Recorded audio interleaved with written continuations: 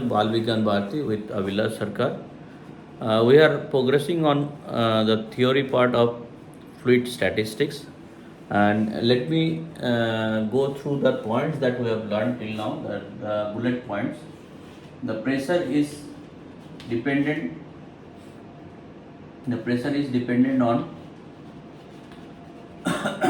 or vary with only, you can say, with the height and the density of the fluid and the gravitational acceleration. Okay, and second point we learned, the pressure does not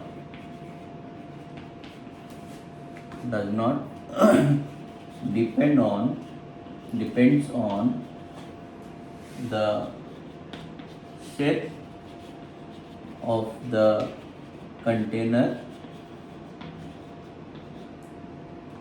which holds it. So this is the which holds it. This is the two major points that we have learned. And third one is that force on any surface is equal to pressure multiplied by the cross section area of cross section. Area cross section. These are the three bullet points. Now we have learned the units, different units of pressure.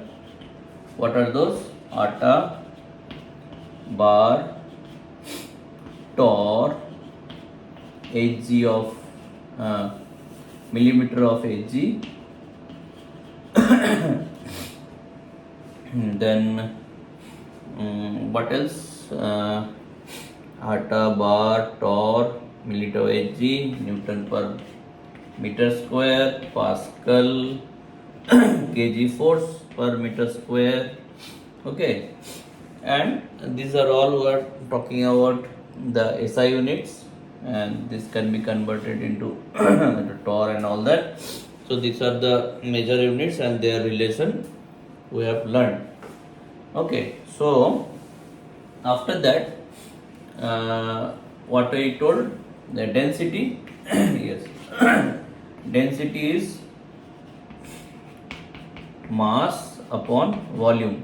This is mass, this is volume, and this is density of a fluid. So these are the major points we have learned. Now we'll learn few of the density that is needed in our discussion, and further when we'll discuss about the problems. So there the mercury, the density of mercury that is 13.6. We can say the gram per centimeter cube, or in SI 13.6 into 10 to the power 3 kg per meter cube. This is mass, this is volume. So mass upon volume, that is the density. Okay, for water it is 1 gram per centimeter cube, or 10 to the power cube kg per meter cube. Okay, alcohol, it is 0.8 gram per centimeter cube, or 0.8 into 10 to the power 3 kg per meter cube. Air, 0.0029 gram per centimeter cube, or it is multiplied by 10 to the power 3 kg per meter cube.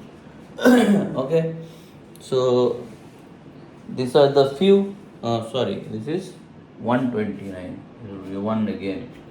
Okay. These are the major parameter of density that may be needed for our further discussion.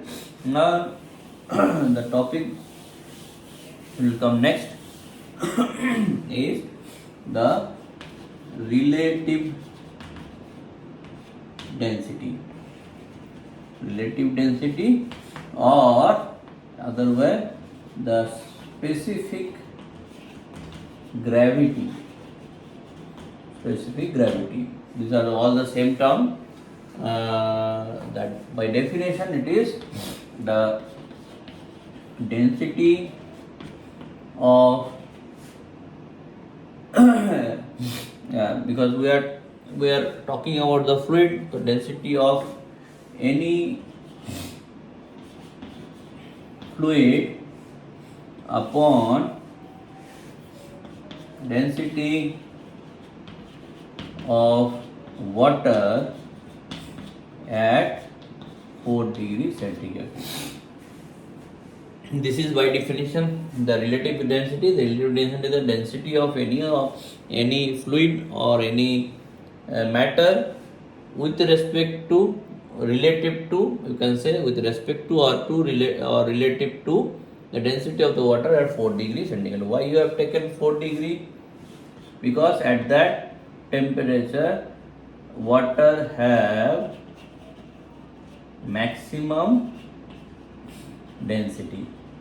What is this? This is 1, approximately 1 into 10 to the power 3 kg per meter cube. Okay, if it is in CGS, then only 1 gram per centimeter cube will be the value. So this we take at 4 degrees centigrade of water. Water has a maximum density with respect to any fluid if I compare.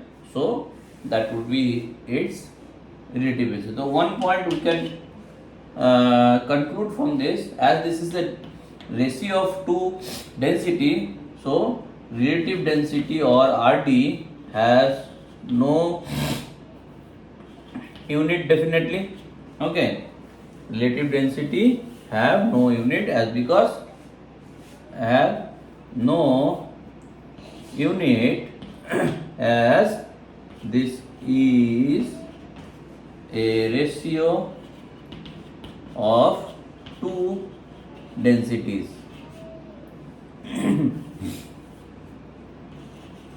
Densities.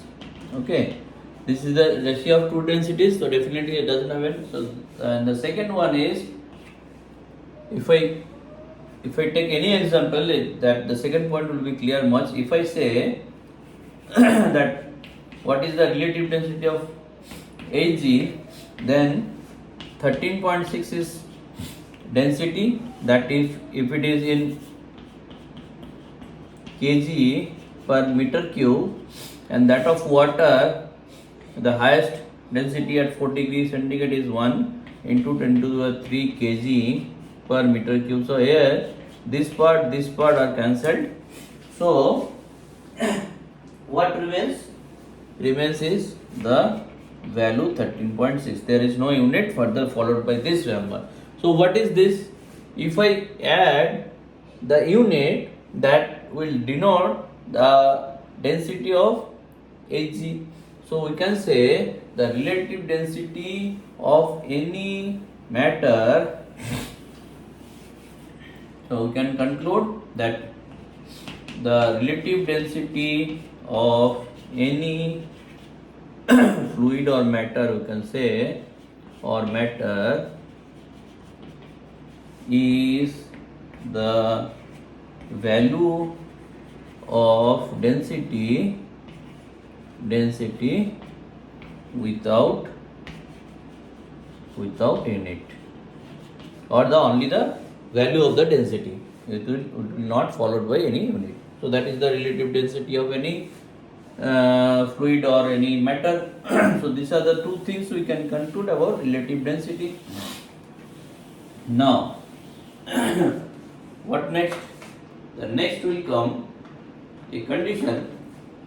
Let's say in a container there are two liquid, okay, which can be, there are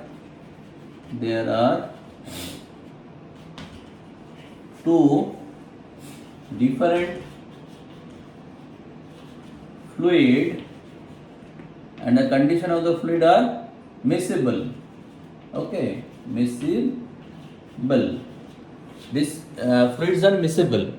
If that is miscible, that means if I pour two liquid there, that will not separated by a boundary, they will mix each other. So when initially that we added, initially we put this liquid first having your density rho 1 and your mass m1, let's say, and the second one will mix with the mass m2 and rho 2 having density. So my question is, what is the cumulative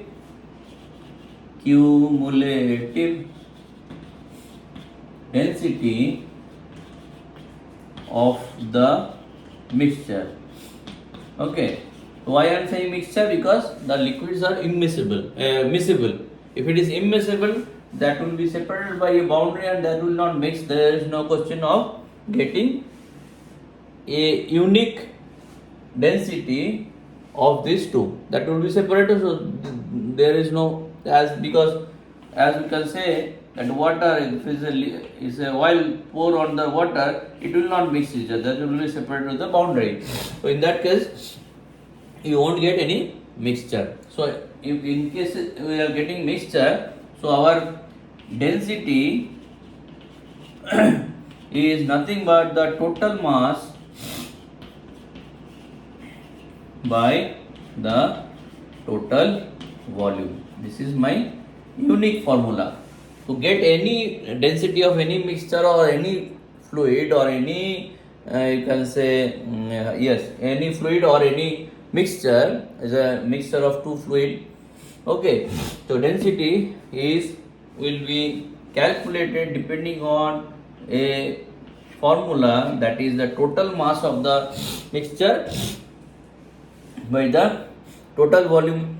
Okay, so now total mass of the mixture is m1 plus m2 definitely, and the volume, if I want to calculate the first volume, that for this one is mass upon density. As we can get the density is equal to mass by volume, then volume is equal to mass by density. So the similar way, the volume for this is equal to mass upon density. So if I put the value m1 by rho 1 plus m2 by rho 2, this will be the case when we know the mass and the density of the respective fluid. Okay, so this is the first case. Now in second case, the same way, if I want to get the density where the volume and the density is being given, and volume and let's say this is V2 rho 2 and V2 rho 2 is given, then in that case density is equal to total mass. So mass is equal to volume, and this is volume 1 into rho 1, because mass is nothing but volume into density. Okay, so mass 1 and V2 by rho 2, that is the total mass. Total volume is given V1 plus V2. So this is the second case where volume and density is given. There could be one more possibilities, that mass and volume is given. Mass and volume is given, mass mass 1 V1, mass 2 V2 are given, then the density. Then what would be the density then? Mass 1 is equal to mass 1 plus mass 2, and the volume is V1 plus V2 directly. So there is no chance of calculating extra. You can put the volume and the mass directly, you will get the density. So these are the three conditions that may arise if you have to calculate the density of the mixture. These are very simple and straightforward, so I am just going fast. You need not to think much on this. Okay, now if I work on the equation of the pressure, what do I have get? That pressure at any point on a container which containing a fluid, okay, of height h, of density rho, so that is equal to P atmospheric plus h and rho and g. Now what are the variables here? P is a variable and h is a variable. Because we know the fluid, then rho could be constant, this can be constant, and atmosphere is constant. So if I want to compare or represent one variable against another, so now you can tell me that h is the independent variable in this, independent variable, because the height does not depend on the pressure, but whereas pressure depends on height, so this is dependent variable. So in mathematics, when you study the linear equation, so there is a equation, the unique equation is mx plus c. This is the one kind of linear equation where order of the both the variables are 1, so that's why it is called a linear equation. And there one is independent variable, another is dependent variable. So if I put the equation in this way, then y can be represented as p and h can be represented x. So this will turn equal to y is equal to, what will be the m here? Rho into g will be the m here, and h plus, so I will put it in that, and I will compare the equation accordingly, and P atmosphere. So this is your C part, this is your M part. Now if I put it in graph, this is the axis of dependent variable, so this will show the pressure and this will show the height. Now this kind of a equation, when there is a linear equation, C means the cut in y axis, this is the C part, and M is the slope here, and slope represented by tan of theta, and theta is the angle here, so slope is tan of theta, so this will represent the M of it. So this is x axis, this is x axis, this is represented by h here, so this will be something like this, okay.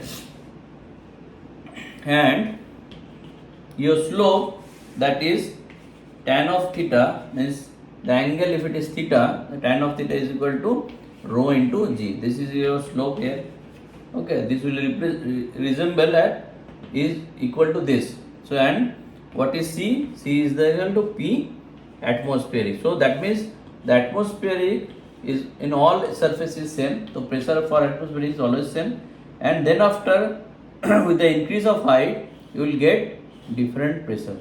So this is the representation of pressure against the independent variable h, okay. This could be useful, that's why I am just going through it. It's not much tough to understand. If you have learned, or when I have taught you about the linear equation, there you can refer the equation which is consist of dependent and independent variable. Next, yeah, again I will bring that equation, because that has to be read in other way also. Now this I know from the starting, I have already told this is atmospheric, so there is no ambiguity in that. But what are the other part will tell about the pressures. There are three kind of pressure we are talking about: absolute pressure, okay, atmospheric pressure, and the third one is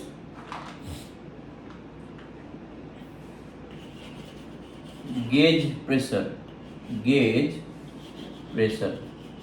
So this equation represent all three of them. How? Atmosphere is, you already know, this is straightforward. In other cases, people are representing initially at P0. P0 is nothing but the pressure, because atmosphere is creating pressure on any surface. Either it is a floor, or it is a liquid surface, or it is a gaseous surface, and everywhere atmospheric pressure is acting vertically down. So that is always same in any surface, atmospheric pressure. So this part is always known as atmospheric pressure. This part is the absolute pressure. Absolute pressure. We are talking about the absolute pressure. That means the ultimate pressure that we'll get at any point for the effect of atmospheric pressure and the pressure created by the fluid contained in the container. And what is the gauge pressure? Gauge pressure is nothing but the absolute pressure minus the atmospheric pressure. This is nothing but the gauge pressure or P gauge. Gauge pressure or gauge pressure. Somebody says gauge pressure, somebody says gauge pressure. So whatever it is, it meaning the same, P gauge. So P gauge is equal to P atmospheric minus P absolute minus P atmospheric. And what does it mean? It means nothing but H, rho and G. So gauge pressure is the pressure being created by this liquid column on the surface where we are trying to get the pressure reading. Okay. So gauge pressure is the pressure that will be created by the fluid column, and this is always constant, because if you know the liquid, you know its density, you know the G.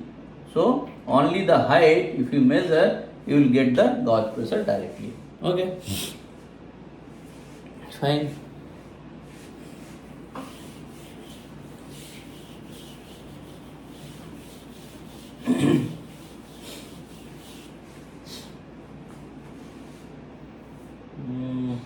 Okay.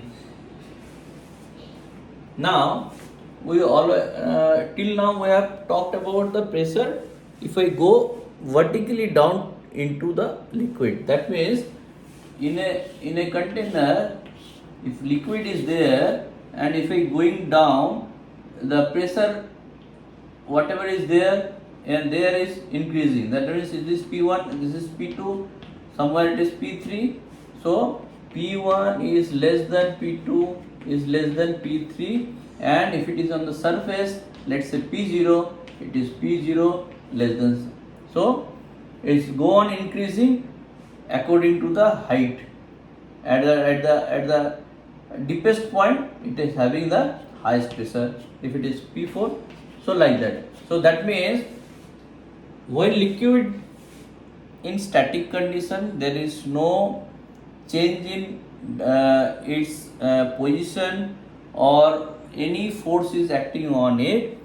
The pressure pressure varies if I go in into deeper into the fluid.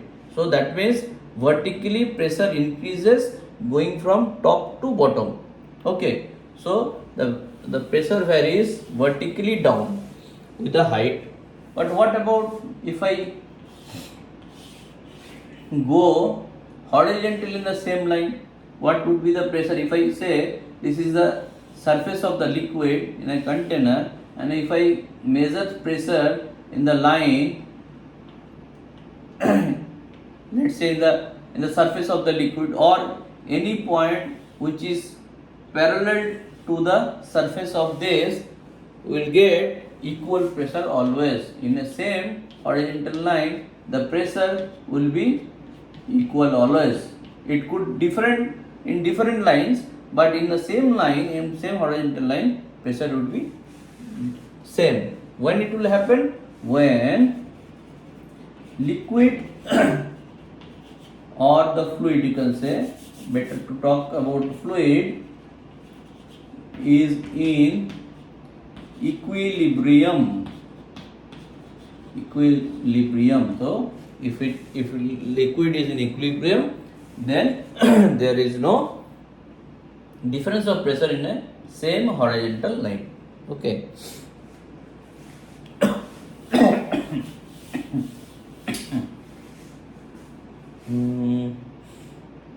Okay, fine. So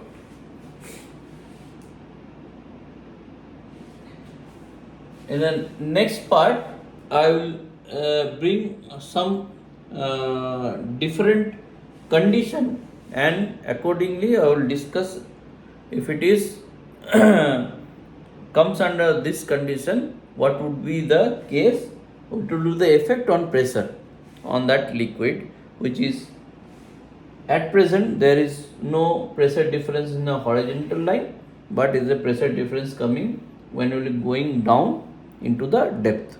So that I will start in the next video. This video I am ending here because if I club it, that will be lengthy. Then I need to close it by describing completely. That would take time. So I am stopping here. In the next video, I will start from that condition where some different condition I will put the same liquid with the container, and accordingly what is the effect on the pressure, that we will describe. So thank you for now. Good night.